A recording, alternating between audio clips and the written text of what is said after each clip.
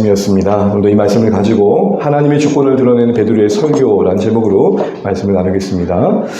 약속하신 것을 예루살렘에서 기다리고 있던 제자들이었습니다. 다락방 공동체에 모여서 기도도 하고 말씀도 묵상하며 간간히 성전에 가 예배도 드리며 서로를 붙들어주는 시간들을 보내는 중에 어느 때에 생각지도 못했던 그 시점에 호련히 성령이 임합니다. 그 다락방 안에 우리가 있었다면 참 놀라운 장면을 봤을 것입니다. 불처럼 바람처럼 성령이 충만하게 그곳을 채웠습니다. 참 뜨거웠습니다.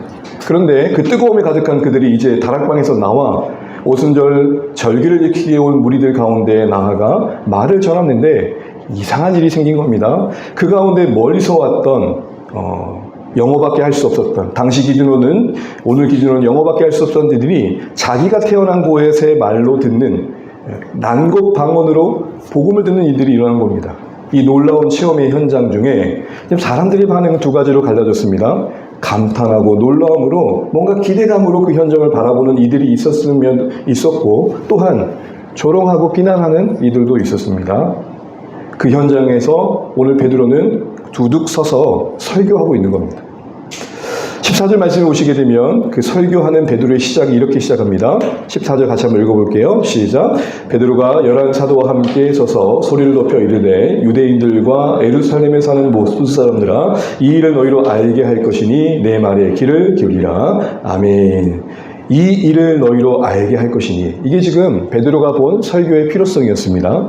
이 일은 뭡니까? 내내 말씀드린 것처럼 다른 나라의 말로 각자의 각 곳에서 온 사람들이 하나님의 그 복음을 듣는 현상이었습니다. 놀라운 기이한 일이었죠. 그들은 그 언어를 배우지 않았기 때문입니다. 또 그것을 지켜보는 자들의 조롱이 있었습니다. 그것인데 그 일을 알게 한다고 합니다. 그것은 이 일이, 그 현상이 어떻게 이루어졌으며 무엇의 결과이며 그게 뭘 의미하는지를 알려주고 싶은 마음이 지금 베드로에게 있는 겁니다.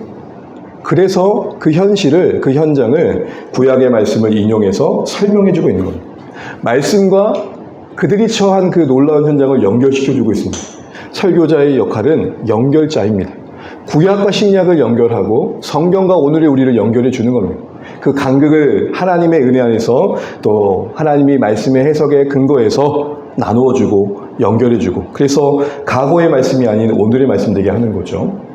오늘 베드로의 설교의 현장에서는 그들도 말씀이 그들의 삶의 현실에 연결되어진 걸 경험하고 있었습니다. 이 말씀 속에서 우리는 적어도 이 베드로의 설교의 사역의 시작에 언급된 이 구절에서 당시 베드로가 그 듣는 회중을 향한 기대와 소망이 있음을 엿보게 됩니다. 앞서 말씀드린 것처럼 열린 마음으로 이야 이게 뭐야? 라고 감탄하는 이들에게는 단순히 감탄에만 머물지 않고 그게 뭘 의미하는지 바른 지식을 알고 이해를 더하기를 원했습니다. 또한 이건 뭐야? 라고 조롱하는 비아냥거리는 이들에게는 오해가 풀려 변화를 경험하므로 우리 그들이 경험하는 이 현장이 외면했던 복음을 향한 첫걸음이 되기를 기대했습니다. 사랑하는 주안의 가정 여러분, 이러한 삶의 변화, 이 기대는 성경을 은혜의 수단으로 주신 하나님의 동일한 우리 향한 기대감입니다. 말씀을 우리에게 주셨을 때는 적어도 단순히 성경의 지식을 쌓으라고 주신 것 아닌 걸 우리가 숱하게 들었을 것입니다. 그럼 적어도 우리는 여러분 말씀 앞에서 말씀을 읽든 듣든 외우든 공부하든 묵상하든 여러분의 관심이 무엇인지를 오늘 이 베드로의 설교의 시작에 언급된 이 말씀을 통해 확인해 봐야 될 것 같습니다. 여러분 우리는 어떠신가요? 삶의 변화의 기대감이 말씀의 자리에 앉아있는 이유이십니까? 이 말씀이 나를 바꾸실 수 있다라는 생각 말입니다. 말씀이 이러한 기대감 가운데 우리 가운데 주어졌다는 것은 우리 삶이 단순히 성경의 지식이 쌓여가는 학자로 부름받은 게 아니라 제자로 부름받았음을 알아야 한다는 것입니다. 제가 캠퍼스 사당동에 있는 게 이제 총신대학이고요. 용인에 신대원인 캠퍼스가 있는데 그 캠퍼스의 첫 걸음을 내디뎌서 돌비에 적힌 교훈을 본 적이 있습니다. 그 다음 보여주세요. 보시게 되면 한 번 더 눌러주세요. 오른쪽에서 왼쪽으로 읽어야 됩니다. 첫 번째 교훈이 뭐냐면 한자로 되어 있는데 바로 신자가 되라라는. 그리고 두 번째가 뭐냐면 학자가 되라. 그리고 전도자가 되라. 그리고 마지막에 목자가 되라. 이렇게 되어 있습니다. 저는 이 말씀이 그때는 무슨 의미인지 몰랐는데 사역을 해가면서 뼈저리게 와닿은 것 같습니다. 설교자로서 사역자로서 성경에 대한 지식과 사역에 대한 지식이 있으면 잘 될 줄 알았습니다. 그게 아닙니다. 지식을 넘어 하나님의 간섭하심이 분명 있어야 되고 무엇보다도 전하는 내가 변화해야 되었습니다. 이게 제일 큰 숙제였습니다. 어느 사역제를 가든지 가장 큰 숙제는 제가 변하는 거였습니다. 제가 넓어지는 거며 제가 더 깊어지는 겁니다. 사랑하는 주안의 가족 여러분, 우리는 학자의 성도의 삶을 삽니까? 아니면 제자의 삶을 삽니까? 신자답게 주님을 따르는 삶을 살기 위해 말씀이 들려지고 그 말씀을 따르고자 하는지 점검해 볼 필요가 있습니다. 물론 이런 말을 하면 우리 중에 은연중에 자리 잡은 회의감이 있습니다. 사람 그렇게 쉽게 안 바뀌던데요. 여러분, 성경도 쉽게 바뀐단 말을 하지 않았습니다. 어려움이 있고 넘어짐이 있고 고민이 있다고 말합니다. 어디에도 성경은 당장에 바뀐다고 하지 않았습니다. 서서히 바뀐다고 했습니다. 그럼 여러분, 우리는 그 현실을 받아들여야 됩니다. 사실 만약에 당장에 쉽게 바뀌면 여러분, 그거 하나님께 영광 될까요? 잘 바뀌고 잘 되면 마치 내가 한 것처럼 여겨질 것입니다. 안 되니까 뭐라고 고백하는 거예요? 은혜다라는 거예요. 여러 번 권면하고 여러 번 붙들어주고 말씀을 가르쳤음에도 불구하고 요지부동이었던 사람이 바뀌고 나면 그때는 내게 영광 돌릴 여지가 없는 거예요. 누가 하신 거예요? 하나님이 하셨어요라는 거예요. 로마서에도 이런 비슷한 말씀이 있습니다. 제가 더한 곳에 은혜가 충만하다. 도저히 우리가 이겨낼 수 없는 제 현실 속에 그리스도의 은혜가 더 커지는 거죠. 이 말을 오용해가지고 그러면 은혜가 더 커지려면 죄를 더 지어야겠네, 이런 발상을 하는 것은 우리의 죄성일 것입니다. 같은 맥락으로 서서히 하나님께서 우리를 바꾸신다고 했으니 오히려 그게 당연하다고 하다면 나도 느긋해야겠네, 이건 아닐 것입니다. 우리는 간절해야 됩니다. 우리는 하루하루를 살며 하나님의 말씀대로 살아내지 못한 우리의 현실을 안타까워하며 그 누구에게 보일 수 없었던 눈물들이 분명히 있어야 될 것입니다. 그런 간절한 가운데 더디지만 하나님께서 조금씩 변화시켜 가시는 것이죠. 그러게 여러분, 우리가 어디에 있든지 간에 순종을 향한 걸음을 내딛기를 기대하며 말씀 듣는 자리, 하나님의 말씀으로 우리를 은혜 끼치시는 자리에 있기를 소원합니다. 어디에 있는지가 중요한 게 아니라 한 걸음 내딛고 있느냐가 중요합니다. 오랜 신앙생활 하면서 이 정도쯤이야 하며 어느새 머물러 있는 우리의 신앙이 아니라 날마다 새로운 마음으로 날마다 기대하는 마음이 있어야 됩니다. 바울이 빌립보서 3장에 그렇게 말했잖아요. 어디에 이르렀든지 간에 표대를 향해 나아가자. 어쩌면 진정한 기쁨이 되어야 할 감사가 되어야 할 변화는 이제 막 예수 믿는 사람이 조금씩 달라지는 그 모습 아니겠습니까? 오랜 시간의 신앙생활 쌓인 만큼 우리 삶 가운데서도 처음 믿었던 그 믿음같이 기대와 그런 소망의 모습, 변화되는 모습들을 기대하면서 신앙생활할 수 있어야겠다 싶습니다. 이러한 기대감은 사실은 우리의 말씀을 말하는 시간이나 듣는 어떤 태도에 영향을 주게 되어 있고 관련이 상당히 깊습니다. 베드로를 보십시오. 베드로가 왜 이렇게 그 회중들 앞에 당당히 설 수 있었겠습니까? 그가 전하는 말에 그 말하는 복음에 그 자신이 먼저 확신을 갖고 있었기 때문입니다. 지금 일어난 사건이 하나님 나라의 관점에서 어떤 의미가 있는지 바르게 알려주고 싶은 마음이 굴뚝 같았던 것은 그가 이미 그것에 붙들려 있었기 때문입니다. 또한 듣는 자들에게도 이런 조청을 합니다. 대충 흘려드리려고 말하지 않고 이렇게 말합니다. 내 말에 귀를 좀 기울여 주십시오. 그냥 들으십시오라고 말하지 않고 귀를 기울이라고 그 태도를 요청하고 있습니다. 여러분, 기울인다는 말이 뭡니까? 낮춘다는 겁니다. 어떤 노력을 한 곳에 마음 쏟는 것입니다.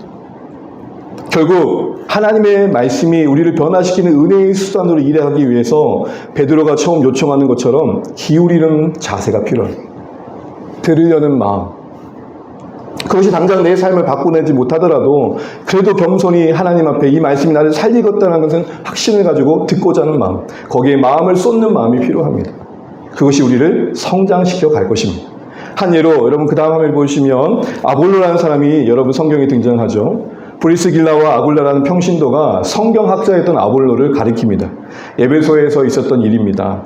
그들이 브리스길라와 아굴라를 통해서 아볼로가 성경의 예수님을 듣게 되었을 때 그 뒤에 어떤 열매를 맺혔는지를 사도행전 18장 27절에 이렇게 증언합니다. 한번 더 눌러주세요. 우리 같이 한번 읽어볼게요. 시작.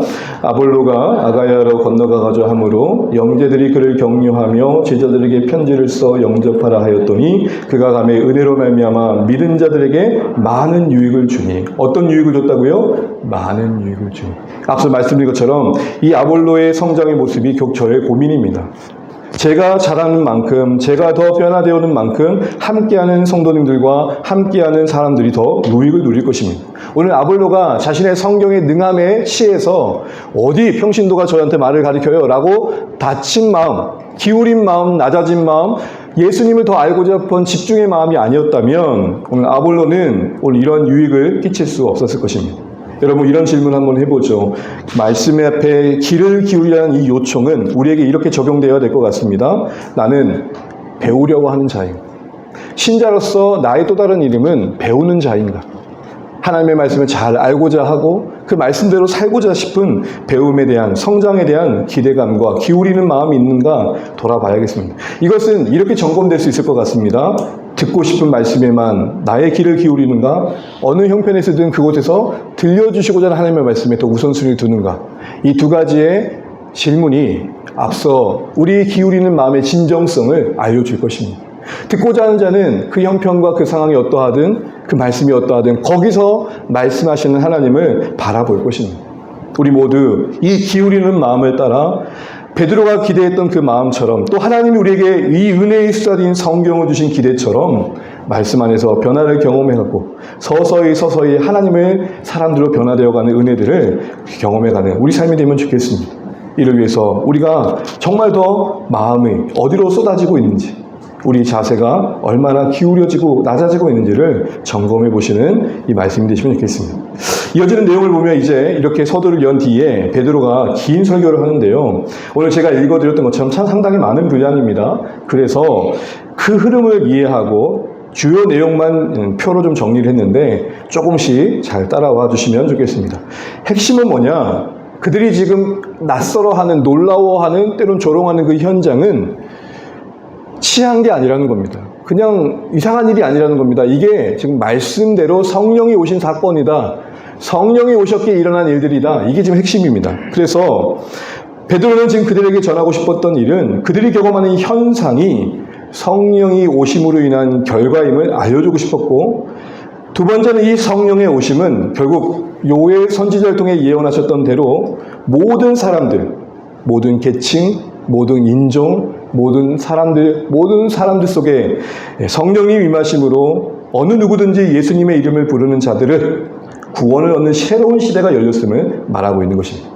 오늘 제가 시간이 제한되어 살펴볼지 않겠지만 이 요엘서 말씀을 뒤에 보면 인용하게 되는데 요엘서의 말씀을 찾아보시게 되면 요엘서는 그 후회로 시작하는데 오늘 사도행전은 말세라고 언급하고 있습니다. 좀 더 구체화되었다는 것이죠. 그 요엘에서는 막연히 바라봤던 그 일들이 하나님이 약속하셨던 그 영이 임함으로 나타난 일들이 지금 이 현장에서 이루어졌다. 시간적인 개념의 구체화를 통해서 성취되었음을 선언하고 있는 것입니다. 세 번째로는 그렇다면 그 누구든지 주님의 이름을 부르면 구원받는다고 했는데 그때 그 주님은 도대체 누구냐?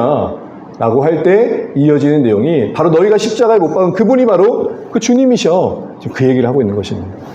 조금 더 구조적으로 보게 되면 앞서 말씀드린 것처럼 큰 흐름은 두 가지입니다. 성령의 오심이 예언의 성취다.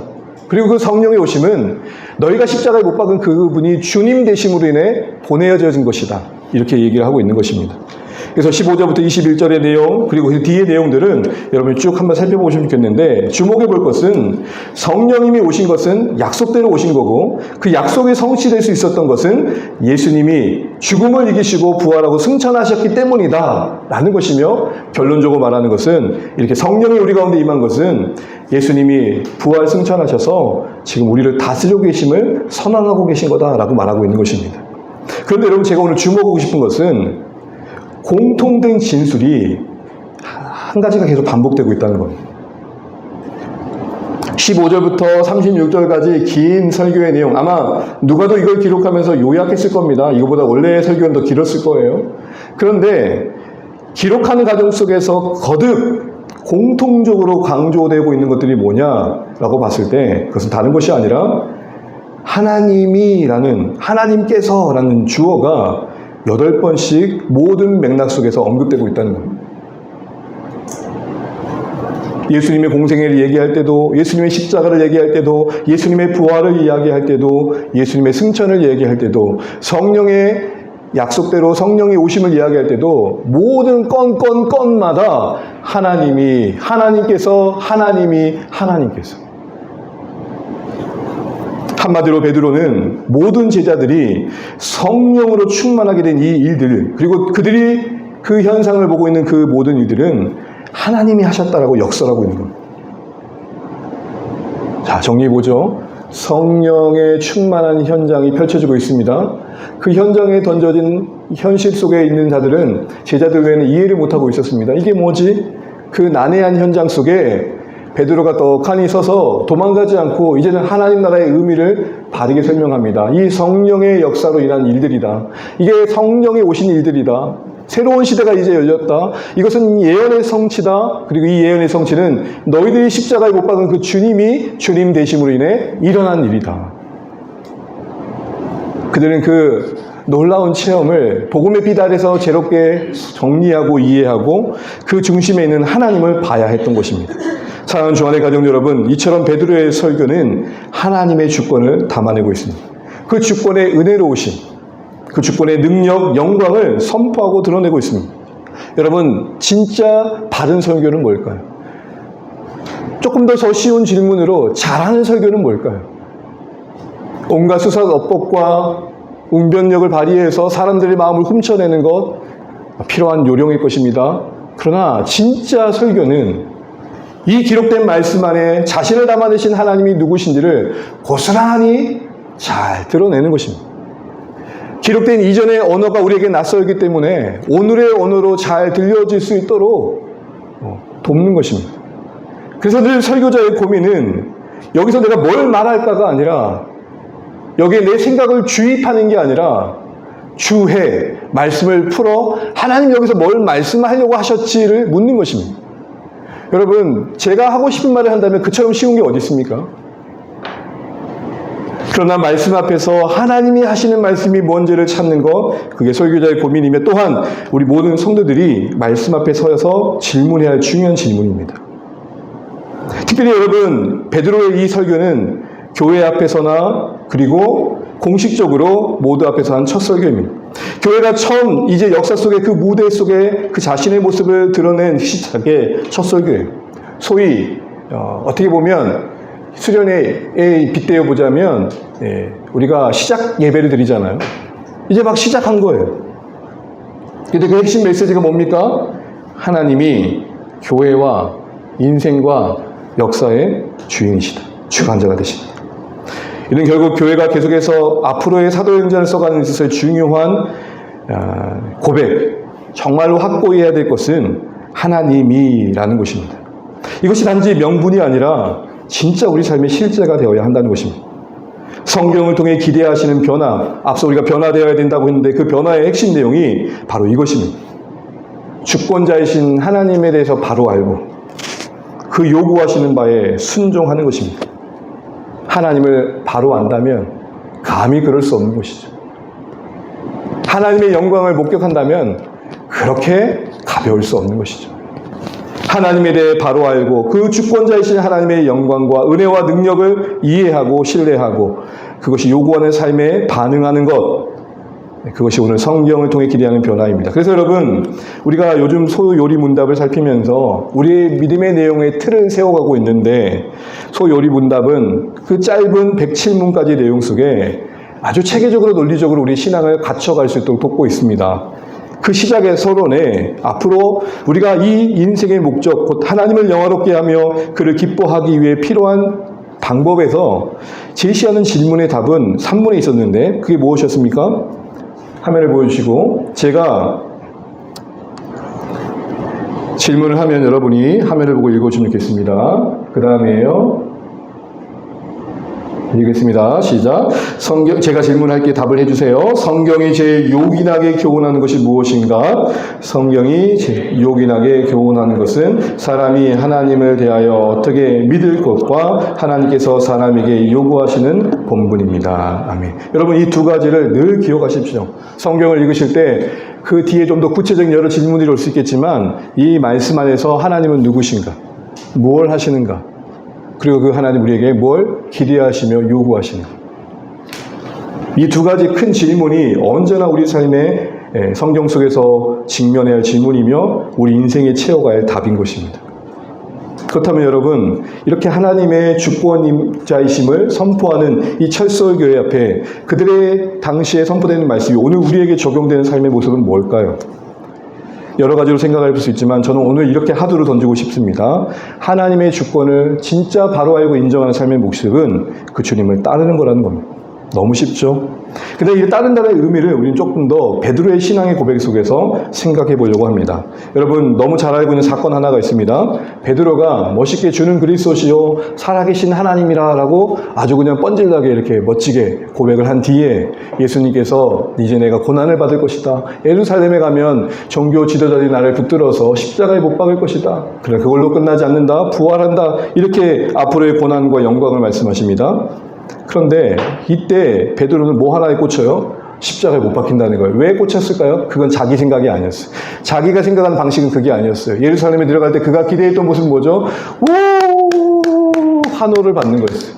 근데 그 중심에서야 예수님이 못 박혀 죽은다니요. 말도 안 되는 거였어요. 그래서 그가 보였던 게 뭡니까?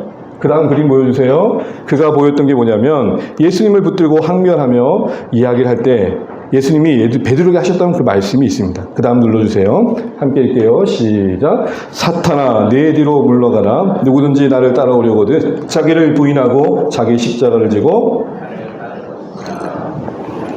베드로가 지금 뭐라고 불려주고 있습니까? 사탄아. 여러분, 이것을 우리는 종종 어떤 교회 권위자에게 대적했기 때문에 하는 말들로 이어집니다. 맞을까요? 핵심은 베드로가 지금 예수님 앞에 있다는 겁니다. 대들었다는 게 아니라 예수님보다 앞에 있다는 겁니다. 태도의 문제 이전에 기본적으로 관계의 문제였던 것입니다. 그럼 여러분, 만약에 대드는 게 문제였다면 예의 바르게 주님 그러시면 안 되죠. 그러면 안 혼났을까요? 점잖아도 그 관계가 여전히 자신이 하나님을 이끄는 자리에 있었다면 사탄이었습니다. 핵심은 뭐라는 거죠? 뒤로 물러가야 되는데 앞에 있다는 겁니다. 그리고 뒤따르는 말이 뭡니까? 자기를 부인하고 십자가를 지고 따르라는 것입니다. 여러분, 우리는 이 34절 말씀을 너무 잘합니다. 자기를 부인하고 십자가를 지고 따라야 된다. 근데 이것만 알아요. 이게 지금 이 맥락 속에 나왔다는 걸 몰라요. 왜냐하면 이 맥락 속에서 나왔다고 안다면 어떻게 와닿는 겁니까? 가만히 앉아 있는데 따라와라, 이런 개념이 아니에요. 지금 자기를 부인하고 따라오라는 이 말에 이 문맥 속에서 따라오라는 말씀은 가만히 멀쩡히 앉아 있는데 이끌어서 따라오라는 말이 아니라 하나님보다 예수님보다 한참 앞에 있는 너를 끌고 와 따라오라는 말이에요. 이해되시죠? 가만히 안 가겠다고 앉아 있는 애를 데려온 게 아니라 너무 열심히 써가지고 예수님을 끌고 가는 그 사람을 향해서 네 뒤로 오라고, 이게 따르란 말이에요. 결국 뭘 말하는 겁니까? 가만히 앉아있는 우리를 향해 하는 말씀이 아니라 끝없이 하나님을 이리저리 이끌고 가는 우리, 끝없이 베드로가 자기 생각대로 펼쳐지지 않자 황변했던 것처럼 하나님 그러시면 안 되죠라고 원망하는 우리를 끌어 예수님 뒤로 가라는 것입니다. 네가 안다면 예수님보다 아니? 네가 능력 있다면 예수님보다 능력이니? 네가 권세가 있다면 예수님보다 권세가 있니? 이런 질문 앞에 정직하게 반응하는 태도가 뭐냐? 따르라는 겁니다. 근데 우리는 이 말씀을 따르라 그러니까 안 그래도 귀찮아서 안 움직이려고 했는데 그냥 따라가죠, 이런 개념이 아니란 말입니다. 애초부터 예수님부터 너무 앞에 가 있으니까 너 거기 있지 말고 내 뒤로 와. 그 개념이 뭐냐? 따르라는 거예요. 그 과정에서 십자가를 져야 된대요. 이 말은 우리가 주님을 따를 때 가장 큰 걸림돌은 뭐냐면, 나는 왜 이런 상황이에요? 왜 이런 처지예요? 왜 이런 관계 속에 나를 두시는 거예요? 나에게 왜 이런 역할을 부여하시는 거 아니에요? 그 모든 것을 감당해내라는 거예요. 그 과정에 필요한 건 뭐예요? 그걸 곱게 보지 못하는 나를 부인하는 거겠죠. 자기를 부인한다는 것은 금욕주의적 겉면이 아닙니다. 제대로 주님을 따르기 위해 버릴 것들을 버릴 줄 알아야 된다는 거예요. 우리가 생각하는 절제가 바로 그런 의미죠. 여러분, 절제는 안 하는 게 아닙니다. 마땅히 해야 될 것들을 위해 그리 하지 않아도 되는 것들을 내려놓는 겁니다. 이 땅에 우리의 선택에 수많은 경쟁자들이 있잖아요. 거기서 우리가 내려놓을 것들을 내려놓을 줄 아는 것입니다. 근데 여러분, 우리가 이렇게 주님을 따르는 삶을 요구받고 그렇게 하려면 나조차도 스스로를 초라하게 여길 때가 있고 세상도 우리를 그렇게 볼 때가 있습니다. 마치 주님 뒤에 서 있는 삶을 뒤처진 삶으로 생각해요. 주님의 뒤에 있는 이유는 주님을 더 잘 따르기 위한 것입니다. 주님이 나보다 나를 더 잘 알기 때문입니다. 앞서가신 주님을 주목하며 바르게 따르기 위함입니다. 그래서 뒤에 서 있는 겁니다. 그걸 분명히 하십시오. 주님보다 앞서면 복을 못 받고 주님보다 앞서면 대단한 일도 안 될 것 같은 이상한 불안감이 아니라 정말 영광의 하나님, 내 인생을 너무나 잘 아시는 하나님, 마땅히 찬양받으시고 경배받으셔야 하나님, 나를 지으셨기에 나를 너무 잘 아시는 하나님이시기에 그 하나님을 따라가는 게 내 인생의 복입니다 라는 차원에서 내 위치를 그 예수님 뒤에 두는 것입니다. 그래야 주님의 이끄심을 받을 수 있기 때문에, 그래야 주님이 보이니까. 십자가에 예수님을 못 박은 시대 속에서 십자가에 못 박힌 인생을 요구받고 있는 이 부르심 앞에 반응하기가 사실 쉽지 않습니다. 근데 여러분, 믿음의 사람들을 보십시오. 다 그런 삶을 경험합니다. 바울은 핍박하는 자였다가 핍박을 받는 자로 삶이 바뀝니다. 오늘 베드로도 보십시오. 다른 이와 수많은 비교 속에서 자신을 내세웠던 자 아닙니까? 복음서를 보면 베드로의 멘트는 늘 그 틀 안에 있습니다. 뭐죠? 하나님, 다 부인해도 저는 안 그렇습니다. 저만 안 그럽니다. 그러면 되는데 자꾸 옆에 사람들 끌고 와가지고 자기의 우열을 얘기합니다. 쟤는 그럴 줄 몰라도 나는 안 그럽니다. 이건 되게 초라한 방식입니다. 다른 사람을 깎아내려 나를 더 부과시키는 이 방식은 참 초라한 겁니다. 나로서 나를 볼 줄 알아야겠죠. 나로서 나를 말할 줄 알아야겠죠. 더 나아가서 베드로가 가장 결정적으로 또 했던 게 뭡니까? 예수님을 부인하잖아요. 늘 자신의 주장대로 자신을 내세우고 자신을 예수님이 이끄시는 대로 예수님을 자신이 원하는 대로 이끌었던 그가 지금 어떻게 하고 있습니까? 오히려 예수님을 대변하고 있고 복음을 대변하고 있고 무엇보다 여러분 14절 위치를 보시게 되면 다른 사도들과 함께 서 있는 라인에 서 있습니다. 베드로가 주님 뒤에 있었기에 가능한 것입니다. 내가 주님 뒤에 있을 때 다른 사람을 세우는 자리에 설 수 있습니다. 내가 주님 뒤에 있을 때 주님이 사랑하시는 사람을 향해 인내할 수 있습니다. 내가 주님 뒤에 있을 때 주님이 기다리신 영혼을 향해 인내할 수 있습니다. 내가 앞서고 내가 주님을 끌고 가니까 나만 보이는 겁니다. 우리의 위치가 주님 뒤에 있다는 것은 함께 할 줄 아는 것으로도 증거되는 것입니다. 그러나 이런 건 말씀드린 것처럼 쉽지 않습니다. 이게 우리에 대한 부르심입니다. 이 부르심을 감당하기 위해선 우리에게 그래서 은혜가 필요합니다. 구체적으로는 무엇보다도 우리를 이끄시는 하나님이 어떤 분이신지를 잘 배우고 확신하셔야 됩니다. 여러분, 우리가 앞서 설교에 8번이나 언급됐던 하나님이 어떤 분이신지에 대한 이야기를 들었는데 예를 들어서 마지막 8번째를 보시죠. 이런 말씀이 있습니다. 십자가에 못 박은 이 예수를 하나님이 주와 그리스도가 되게 하셨다. 십자가에 못 박은 이 예수는 누굽니까? 사람들의 저항과 폭력 속에 죽음으로 내몰려 끝나고 꺾인 상황 아니겠습니까? 오늘 우리에게 비유한다면. 그런데 그 상황에서 하나님 예수님을 다시 살리셔서 성령을 부어주심으로 열어가신 구원의 새 시대의 계획을 이루셨다는 겁니다. 뭘 말하는 걸까요? 예수님을 다시 살리신 하나님의 능력이 인간의 온갖 패역함을 이기고 하나님 뜻을 반드시 이뤄낸다는 겁니다. 사랑하는 주안의 가정 여러분, 시간 속에 갇혀 하나님의 일하심을 헤아리면 하나님은 아니 계신 것 같고 부동자이신 것 같고 아무것도 안 하시는 것 같지만 시간 너머의 모든 역사를 주관하시는 하나님의 그 계획과 온전한 뜻은 이루어진다는 것이 성경의 증언입니다. 예수님의 주되심, 하나님의 주되심을 고백한다는 게 뭡니까? 온갖 십자가에 못 박는 이 예수처럼, 십자가에 허무하게 못 박힌 예수처럼 아무것도 해낼 수 없는 여러 한계와 저항과 상황 속에서도 나를 향한 하나님의 존재의 목적이 있고 이유가 있음을 알고 그것을 이루어내고 마시는 하나님의 신실함이 나를 붙들어매어 숨쉬기도 조차 힘든 그 순간에도 어떻게든 살아내려고 애쓰는 자세가 아니겠습니까? 예수님의 그 주되심과 그리스도이심을 그 삶의 현실 속에서 보여내는 거 아니겠습니까? 그러기에 이처럼 우리는 하나님이 누구신가를 묵상하고 그 하나님이 어떻게 일하신가를 생각하며 그것이 우리 삶과 연결되어져 우리의 태도를 추스리고 우리의 생각을 바꾸며 우리의 나아갈 방향들을 결정해 가는 것입니다. 우리의 고민은 하나님과 함께 해야 됩니다. 지난주에 우리 사랑하는 청소년부가 말씀을 듣는 자리에 이런 권면을 들었다고 들었습니다. 강사 목사님이 이렇게 얘기했다고 합니다. 너희들의 고민에 하나님이 함께하면 좋겠다. 우리 하나님은 고민을 덜어주시는 하나님이 아니라 그 고민 속에 우리를 던져 하나님을 찾지 않으면 안 되는 인생들로 불러내어 그 가정마저도 하나님을 알아가는 기회로 삼으시는 분이십니다. 사랑하는 주안의 가족 여러분, 사랑하는 우리 청소년 여러분, 인생은 더해갈수록 짐은 절대 가벼워지지 않습니다. 일단 내가 힘이 없어져 갑니다.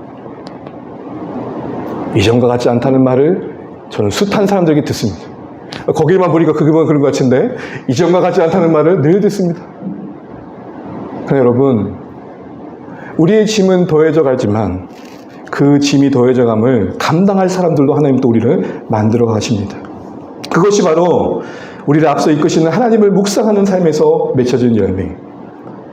그래서 두 번째는 이 하나님을 알아감 속에 그 하나님의 품 안에서 그 능력의 팔 안에서 안식을 배워가는 것입니다. 여러분, 파리 올림픽 연기를 요즘 자주 보시죠? 양궁은 진짜 신의 경지에 온 것 같습니다. 메달을 안 따는 게 이상할 정도로 거기는 거의 아예 꿈도 못 꾸는 영역이 돼버렸죠. 금메달은. 이번에 혼성 경기를 보면서 독일과 한국이 붙었는데 그 경기는 결국 한국이 승리했잖아요. 이제 계속 그 다음 보여주세요. 사람들이 관심을 갖는 게 뭐냐면 왜 한국 사람들은 심박수가 변함이 없냐.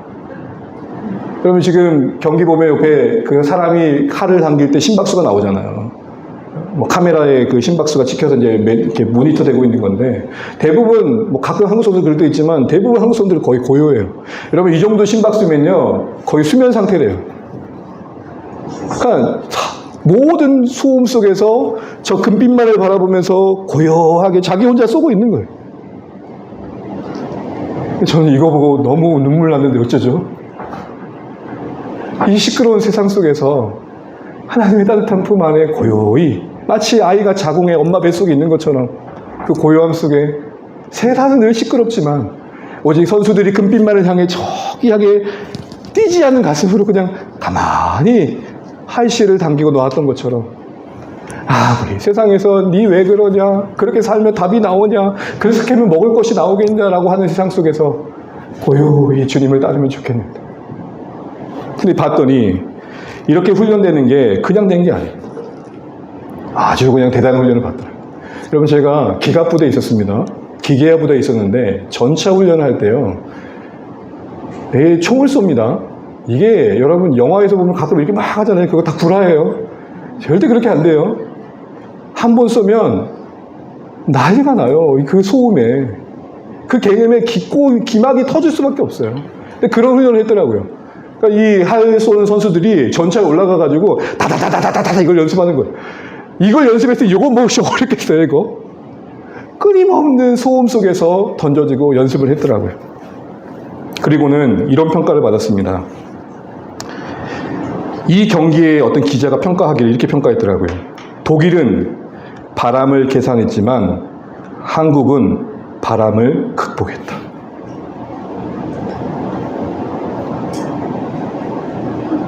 예, 올라. 저기 보면 숨없이 계산할 수밖에 없는 우리 인생 속에 내 존재가 하나님과 묶여 어떤 형편이든지 나는 괜찮아. 어떤 바람이 불어도 나는 괜찮아. 하나님이 뚫고 가게 하실 거야. 그 요동치 않은 걸음으로 하나님이 보이신 저 금빛 영광의 나라를 향해 우리 인생을 쏠 수 있다면 여러분, 그것이 가능하다는 건 그가 그만큼 주님 품 안에 있을 때 가능할 것입니다. 그러게 우리 하루하루는 하나님을 의지하는 법을 배우는 하루가 되시면 좋겠습니다. 맡겼더니 조마조마하며 맡기긴 했지만 맡겼더니 이루어 주시네. 찌질한 모습으로 그래도 순종이라도 했더니 일을 해내시네. 내려놨더니 또 다른 길을 보이시네. 이런 모습이 우리 삶이 있어야 될 것입니다. 다윗이 이런 고백을 하죠. 하나님을 힘입어 내가 담을 뛰어넘나이다. 세상은 담이 얼마나 높냐 계산하지만 우리는 어떤 담이냐 상관없다는 것이죠. 주님이 우리를 품에 안고 있다는 사실 속에 안달한 복이라는 안식을 배워가는 하루하루 속에 어느새 두려움을 이겨내는 신뢰의 삶을 배워가는 게 바로 주님을 따르는 우리 삶에 필요한 자세입니다. 마지막으로 우리에게는 이 주님이 이끄시는 방향을 향한 소망을 날마다 새롭게 해야 됩니다. 그게 얼마나 영광스러운지 말이죠. 여러분, 히말라야 산을 그 다음 보여주세요. 고생하고 매번 등장하는 사람들이 하는 말이 있대요. 아니, 그렇게 동상 걸려 손가락도 자르고 온몸이 상하는데 왜 가요? 했더니 한 번 더 누르세요. 이러더래요. 상이 나를 부른다.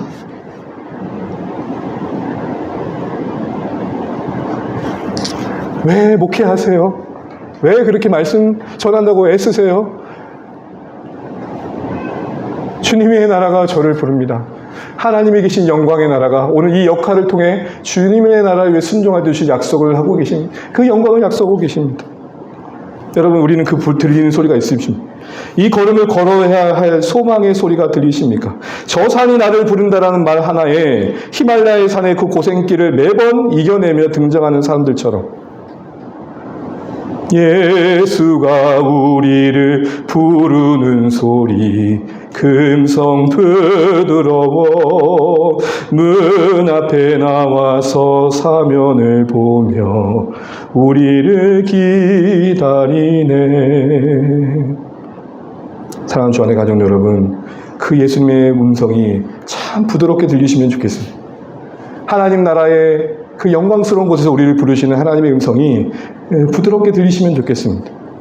귀찮고 괴로웠고 못 들은 채 할 목소리가 아니라 늘 들으면 들을수록 내 삶을 위로하고 격려해 주시는 그 음성으로 들려주시면 좋겠습니다.